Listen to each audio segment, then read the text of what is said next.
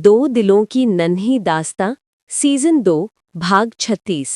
अनिरुद्ध ने घर पर सबको बता दिया था कि आशी और अनय मंदिर में नहीं है। घर में सभी बहुत चिंतित हो गए। यश सांची से बोला, सांची तुम यहाँ सबका ध्यान रखो। मैंने पुलिस स्टेशन में रिपोर्ट कर दी है, लेकिन मैं ऐसे हाथ पर हाथ रखे बैठा नहीं रह सकता। मैं भी पुलिस के साथ आशी को ढूंढने जा रहा हूँ। तभी जसवंत जी बोले, यश मैं भी तुम्हारे साथ चलता हूँ। दोनों वहां से चले जाते हैं। अंकुर पहले ही चला गया था। उषा जी रोते हुए बोली, ये सब मेरी गलती है, मुझे उन्हें अकेले जाने ही नहीं देना चाहिए था। पता कहाँ होंगे मेरे बच्चे। तभी सांची उन्हें संभालते हुए बोली, उषा जी ठाकुर जी पर भरोसा रखिए, हमारे बच्चों को कुछ नहीं होगा। हमारी आशी और अनय दोनों सही सलामत घर लौट आएंगे, देखना आप। कियारा मासूमियत से सबकी ओर देखकर बोली, मम्मा चाची और छोटू कहाँ हैं? दादी रो क्यों रही हैं? काजल की आंखों में भी आंसू थे। वो उसकी बात का कोई जवाब नहीं दे पाई। शिखा कियारा के पास आई और बोली, कियारा कुछ नहीं हुआ है, आपको छोटू के लिए गिफ्ट्स बनाने थे ना, चलो हम आपके रूम में चलकर कुछ गिफ्ट्स बनाते हैं। शिखा कियारा को रूम में ले जाती है। अंकुर और अनिरुद्ध मंदिर के आसपास आशी का फोटो दिखाकर पूछते हैं, लेकिन कहीं से आशी का कुछ पता नहीं चलता है। अंकुर अनिरुद्ध के पास आकर बोला, अनिरुद्ध सबसे पूछ लिया, लेकिन किसी ने भी आशी भाभी को नहीं देखा है। तभी अनिरुद्ध गुस्से से बोला, मुझे पता है ये सब किसका किया धरा है, चल।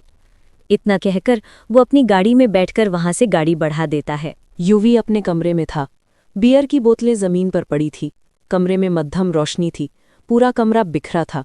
यूवी के साथ एक लड़की थी। दोनों काफी करीब बैठे थे। यूवी के शर्ट के बटन खुले थे, जिन पर वो लड़की अपने हाथ फिरा रही थी।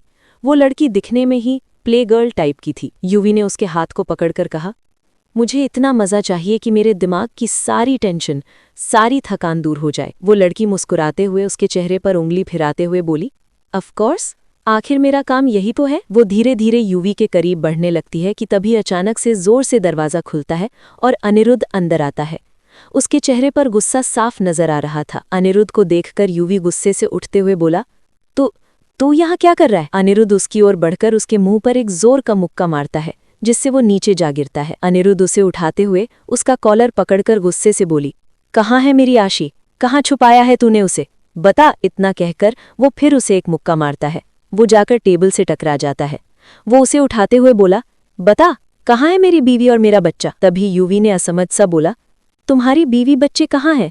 वो मुझे कैसे पता होगा? देख सच सच बता। मुझे पता है तूने ही आशी और अनय को छुपाया है। बता कहाँ है मेरी आशी? बता, वरना मैं तुझे जान से मार दूंगा। अनिरुद्ध का गुस्सा 7वें आसमान पर था। तभी यूवी उसे अपना कॉलर छुड़ाते हुए बोला, मुझे नहीं पता आशी और अनय कहाँ है। मैं सच कह रहा हूँ, चाहे तू विश्वास कर या ना कर, लेकिन यही सच है कि मुझे नहीं पता वो कहाँ है। अनिरुद्ध ने एक गहरी सांस ली। उसके हाथ अभी भी यूवी के कॉलर पर थे, लेकिन उसका गुस्सा थोड़ा कम हुआ। फिर भी उसकी आवाज खड़खड़ाहट और गुस्से से भरी हुई थी। अगर तूने कुछ भी छुपाया या मेरी आशी और मेरे बच्चे को कुछ भी हो गया तो तुझे छोड़ूंगा नहीं। अनिरुद्ध ने धीरे धीरे यूवी को दरवाजे की ओर धकेला। कमरे में चुप्पी छा गई। दोनों के बीच हवा में टकराव इतना स्पष्ट था कि जैसे हर सांस में खतरा और तनाव भर गया हो। अनिरुद्ध ने यूवी की आखिरी बार ताकत से नजर मारी और फिर उसके चेहरे पर कठोरता की झलक छोड़ते हुए कहा, अभी मैं तुम्हें छोड़ रहा हूँ, लेकिन अगर मेरी आशी और अनय को तुम्हारी वजह से कुछ हुआ तो याद रखना, मैं तुम्हें ढूंढ लूंगा। वो लड़की पहले ही डरकर कमरे से भाग चुकी थी। यूवी अपने होंठ पर निकले खून को रूमाल से साफ करते हुए बोला, आशी और अनय के किडनैपिंग के पीछे कहीं मिसेस ठाकुर का हाथ तो नहीं? मुझे पता करना होगा। वो फौरन अपना चेहरा साफ कर कपड़े ठीक करते हुए कमरे से निकल जाता है। हेलो कमिश्नर साहब, कुछ पता चला? तभी दूसरी तरफ से कमिश्नर साहब बोले, मिस्टर शिखावत, हमने मंदिर के पास की सीसीटीवी फुटेज मंगवाई है। एक बार फुटेज आ जाए फिर हमें आपकी बेटी और पोते दोनों का पता लग जाएगा। आप चिंता मत कीजिए, हम उन्हें ढूंढ लेंगे।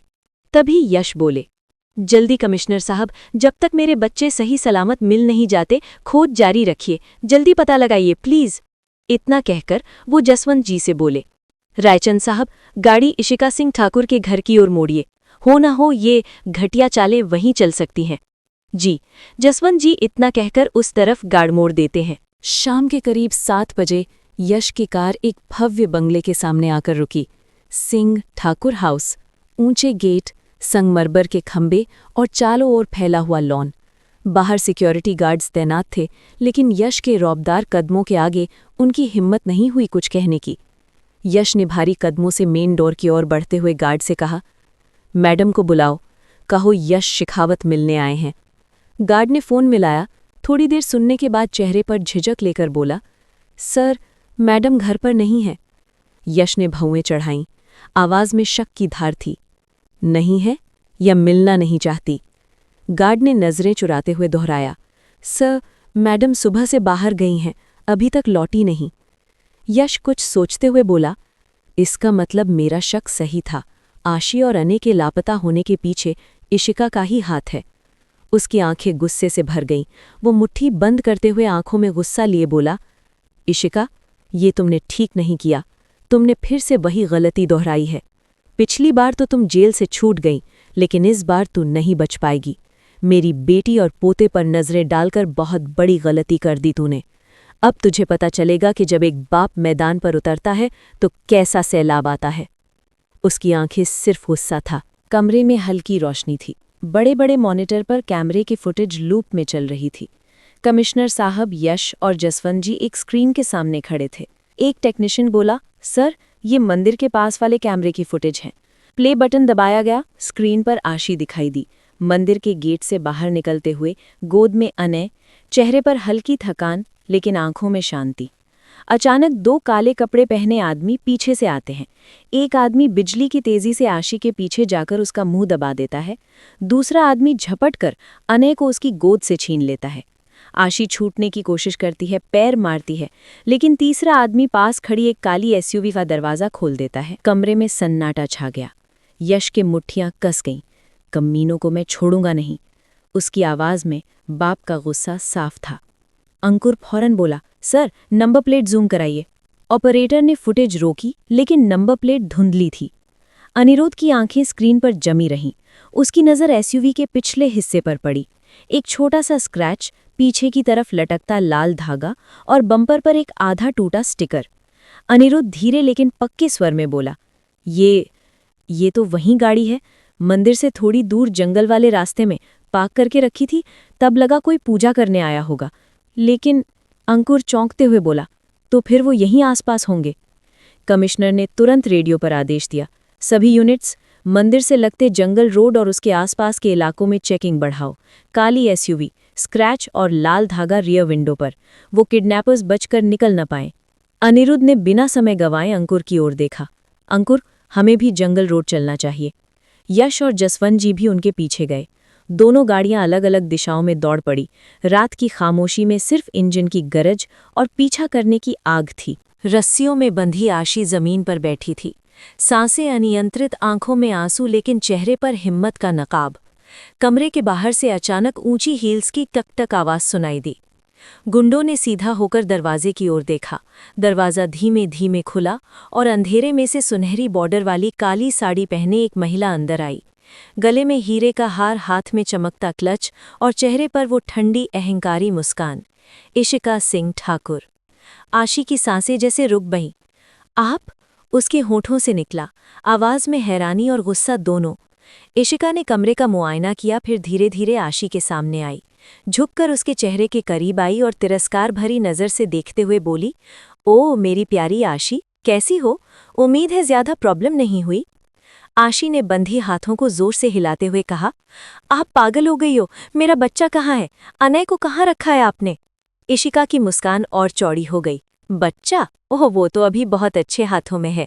देखो, मैं उसे किसी अनचाहे माहौल में नहीं रखना चाहती, जैसे कि तुम्हारे साथ। प्लीज़ मेरे बच्चे को छोड़ दो। मेरे बच्चे ने आपका क्या बिगाड़ा है? आप उस मासूम को जाने दो। उसे ऐसे देखकर मुस्कुराकर बोली, सही कहा तुमने।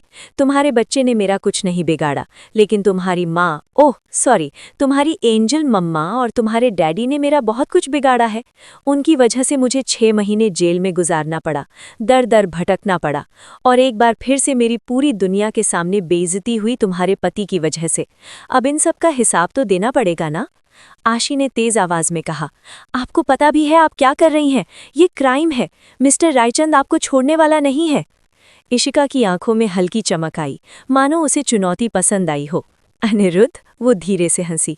तुम्हारा ये हीरो अभी इस जंगल के आसपास भटक रहा होगा, लेकिन जब तक वो यहाँ पहुंचेगा खेल खत्म हो चुका होगा। आशी ने आंखों में पानी भरकर लेकिन आवाज में कांपते हुए कहा, मेरे बच्चे को एक खरोंच भी आई तो? इशिका ने उसकी बात बीच में ही काट दी। चेहरे के पास झुककर फुसफुसाई, तो क्या कर लोगे? तुम ये भी भूल रही हो कि ये खेल और यहाँ के सारे मोहरे मेरे इशारों पर चलते हैं। आशी ने अपनी आंखें सीधी इशिका की आंखों में गड़ाकर कहा, ठाकुर जी देख रहे हैं सब, और याद रखना, सच चाहे देर से जीते लेकिन जीतता जरूर है।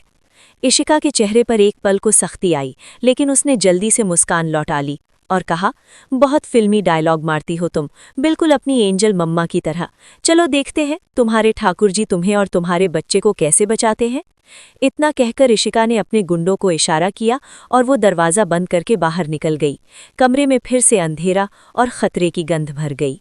चांद की हल्की रोशनी पेड़ों की टहनियों से छन कर नीचे गिर रही थी। हवा में पत्तों की सरसराहट और दूर कहीं उल्लू की आवाज़ गूंज रही थी। 2 एसयूवीज कच्चे रास्ते पर आकर एक के पीछे एक रुकीं। हेडलाइट्स बुझते ही अंधेरा और गहरा हो गया। अनिरुद्ध ने धीरे से कहा, अब आगे पैदल जाना होगा, ज्यादा आवाज़ मत करना। अंकुर ने सिर हिलाया। वहीं जसवंत जी ने जेब से टॉर्च निकाली, लेकिन रोशनी बेहद कम रखी। यश की आंखों में बेचैनी और गुस्सा साफ दिख रहा था। मेरी बेटी और पोते को अगर एक खरोंच भी आई ना, उसने मुट्ठी भींचते हुए बुदबुदाया। चारों सावधानी से जंगल के बीच से गुजरने लगे। सूखी टहनियां टूटने की आवाज़ उनके कदमों के साथ गूंज रही थी। कुछ ही देर में अनिरुद्ध के कदम रुक गए। रुकिए, वो झुककर जमीन देखने लगा। ताज़ा टायर के निशान मिट्टी में गहरे धंसे हुए थे। यही आई थी वो एसयूवी, अनिरुद्ध ने दांत भींचकर कहा। अंकुर ने इशारा किया, अनिरुद्ध उधर देख। पेड़ों के बीच सीलन से भरी एक पुरानी कोठरी खड़ी थी। खिड़कियों पर जंग लगी सलाखें, दीवारों पर काई और दरवाज़ा आधा टूटा हुआ।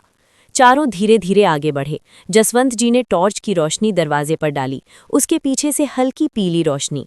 अनिरुद्ध ने दरवाजे पर हाथ रखा, आंखों में गुस्सा और बेचैनी एक साथ उभर आई। हमें सावधानी से अंदर जाना होगा, उसने धीमे लेकिन पक्के स्वर में कहा। यश ने सीधा दरवाजे को घूरते हुए कहा, अब एक पल भी बर्बाद नहीं करेंगे। चारों ने एक दूसरे को देखा। डर, घबराहट और गुस्सा दोनों सबके चेहरे पर दिखाई दे रही थी। कहानी अभी बाकी है। आगे क्या होगा ये जानने के लिए अगला भाग जरूर देखें। और हाँ, लाइक करो, कमेंट करो और सब्सक्राइब करना मत भूलना। मिलते हैं अगले भाग में, तब तक के लिए बाय बाय।